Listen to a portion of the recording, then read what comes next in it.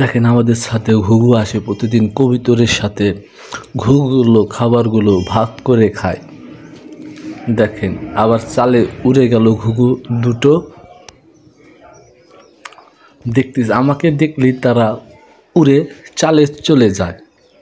আবার দেখেন চাল থেকে নেমে আবার আইসে ছাদের উপরে, গাছের গোড়ায় বসে আছে, বস্তার আউলে আছে ঘুঘুটা, গম খাইতেছে। দেখেন ওই যে আবার চলে আইছে। তারা কবুতরের সাথে খাবার ভাগাভাগি করে ঘুঘু খায়।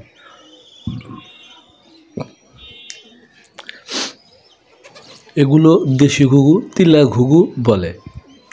আর রেসার কবুতর তো দেখছেনই, কবুতরটা এক বড় ভাই ধরে দিয়েছিল আমার, জানি না কবুতরটা কার।